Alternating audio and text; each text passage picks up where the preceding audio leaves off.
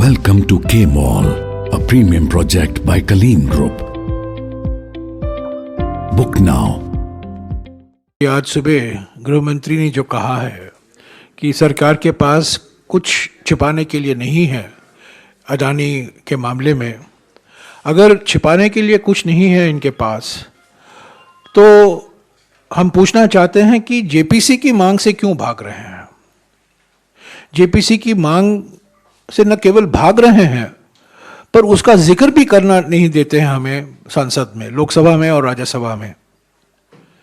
और जब कोई राहुल जी ने लोकसभा में, खड़गे जी ने राज्यसभा में और कई हमारे वक्ता दोनों सदनों में जब ये मामला उठाया, जेपीसी का मामला, उनको एक्सपंज किया गया। तो अगर छुपाने के लिए कुछ नहीं है तो जेपीसी की मांग आप स्वीकारिए। जेपीसी में तो बहुमत सत्ता पार्टी की ही होगी, बीजेपी की ही होगी। जेपीसी को एक समय सीमा दीजिए और जेपीसी को कहिए कि जांच कराएं, और जांच अडानी की होनी चाहिए। ये जो समिति की बात चल रही है, ये किस आधार पर ये समिति बनाई जाएगी? याचिका क्यों डाली गई थी सुप्रीम कोर्ट में? ताकि हिंडनबर्ग के खिलाफ जांच किया जाए।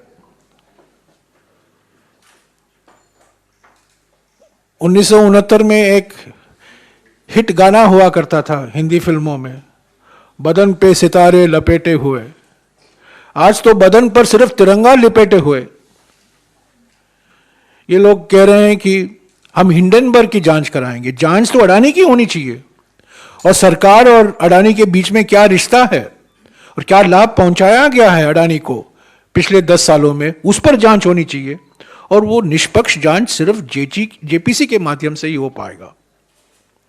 तो मैं जानता हूं कई लोग चाहते थे कि गृह मंत्री के बयान पर मैं कुछ टिप्पणी दूं। मैं शुरुआत इसी से करना चाहता हूं। कांग्रेस पार्टी हमेशा, मैं कुछ चीजें स्पष्ट करना चाहता हूं, कांग्रेस पार्टी हमेशा निजी निवेश के पक्ष में रही है। कांग्रेस पार्टी मानती है कि हमारी आर्थिक तरक्की भारी मात्रा में निजी निवेश पर निर्भर होगा। निजी निवेश को प्रोत्साहन देने की जरूरत है। इस बजट में तो है नहीं, पर हमेशा हम कहकर आ रहे हैं कि निजी निवेश ही एकमात्र इंजन है हमारे अगले 10-20 सालों आर्थिक तरक्की जो हम चाहते हैं, वो निजी निवेश के ही माध्यम से हो पाएगा। तो निजी निवेश के लिए प्रोत्साहन देना बहुत जरूरी है। ये हमारा पहला सिद्धांत है। दूसरी बात, हम हमेशा ये कहकर आ रहे हैं कि हम उद्यमशीलता के पक्ष में हैं। उद्यमशीलता को और भी बढ़ावा देने की जरूरत है। उद्यमशीलता से नए उद्योग शुरू होंगे, नया व्यापार के दरवाजे खोले जाएंगे, युवकों को रोजगार मिलेगा। उद्यमशीलता ही एक रास्ता है हमारी आर्थिक तरक्की के लिए। तीसरा हमारा सिद्धांत यह रहा है कि हम अंध निजीकरण के खिलाफ हैं। जिस तरीके से निजीकरण किया जा रहा है, सार्वजनिक संपत्ति बेचे जा रहे हैं, उसके हम खिलाफ हैं। जो सार्वजनिक कंपनियां, जो पब्लिक सेक्टर कंपनियां मुनाफे में चल रहे हैं, उनको भी बेचा जा रहा है। इसीलिए मैंने कहा अंध निजीकरण के खिलाफ हैं। निजी निवेश को प्रोत्साहन देना जरूरी है, पर इसका माने यह नहीं है कि public sector bank, public sector insurance कंपनियां, पब्लिक सेक्टर इंफ्रास्ट्रक्चर को आप बेचते रहेंगे। ये कांग्रेस पार्टी बिल्कुल इसके खिलाफ है। चौथा सिद्धांत, हम उदारीकरण में विश्वास रखते हैं। 1991 में जब मनमोहन सिंह जी वित्त मंत्री थे, उदारीकरण की शुरुआत हुई थी। हम उदारीकरण में पूरा विश्वास रखते हैं, पर यह उदारीकरण विनियमित मंडी के आधार पर होना चाहिए, नियम होने चाहिए, संस्थाएं होनी चाहिए, और ये संस्थाओं को स्वतंत्र रूप से चलने का अधिकार होना चाहिए, ताकि ये जो नियम बनाया जाता है इसको एक निष्पक्ष तरीके से और पारदर्शिता से ये लागू हो। सेबी हो या रिजर्व बैंक हो या कंपटीशन कमीशन हो, ये सब संस्थाएं बहुत महत्वपूर्ण भूमिका निभाती हैं इस उदारीकरण के जगत में। तो मैं ये 4-5 सिद्धांत जो हैं, मैं इसको दोहराना चाहता हूं। हमारी जो लड़ाई आज है सरकार से, खास तौर से प्रधानमंत्री से, वो निजी निवेश के बारे में नहीं है, उद्यमशीलता के बारे में नहीं है। हां, सार्वजनिक क्षेत्र को बेचने के बारे में जरूर है, संस्थाओं को निष्पक्ष बनाने में उसके बारे में नहीं है, उदारीकरण के बारे में नहीं है। पर हम जरूर ये कहेंगे कि हमारी लड़ाई मित्रवादी पूंजीपति जो है, मित्रवादी पूंजीवाद, उसको लेकर है। और ये जो मिसाल है जो आज चर्चा में है, पार्लियामेंट के अंदर, पार्लियामेंट के बाहर, ये मित्रवादी पूंजीवाद का एक प्रभावशाली मिसाल है। जिस तरीके से एक कंपनी को प्रोत्साहन दिए गए हैं पिछले 8-10 सालों में, जिस तरीके से ये कंपनी निजीकरण से उसको फायदा पहुंचाया गया है, खास तौर से हवाई अड्डे की निजीकरण, बंदरगाहों का निजीकरण,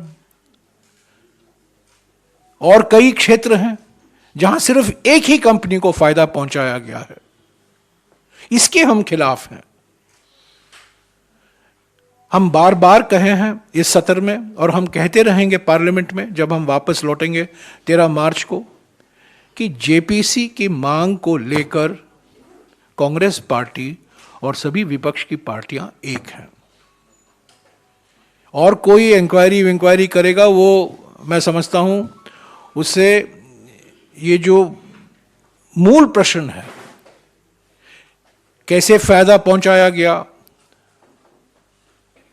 और क्या रिश्ते हैं सरकार और इस कंपनी के बीच में, खास तौर से प्रधानमंत्री और इस पूंजीपति के बीच में, ये सिर्फ जेपीसी के माध्यम से ही इन सवालों को जवाब हम ले सकते हैं। तो पार्लियामेंट अभी 13 मार्च तक एडजर्न किया गया है, और अभूतपूर्व हमने देखा है, अभूतपूर्व तरीके से जो बात हमने उठाए थे लोकसभा में और राज्यसभा में, उसको रिकॉर्ड से हटाया गया है। और अडानी का नाम को भी एक्सपंज किया गया है, प्रधानमंत्री की तो छोड़िए। और मैंने सिर्फ एक ही मांग की थी राज्यसभा में कि जो इल्जाम प्रधानमंत्री लगा रहे हैं कांग्रेस पार्टी पर, उसका प्रमाण वो राज्यसभा के पटल में रखें, उसको भी एक्सपंज करा दिया गया है। हम चुप नहीं रहेंगे, हमें चुप्पी करने की कोशिश हो रही है, धमकी दे रहे हैं, हम इसमें नहीं आएंगे, सवाल उठाते रहेंगे। 6 तारीख को देश भर में प्रदर्शन हुआ कांग्रेस पार्टी संगठन की ओर से। 17 तारीख को पूरे देश में प्रेस कॉन्फ्रेंसेस होंगे 25-30 जगहों में।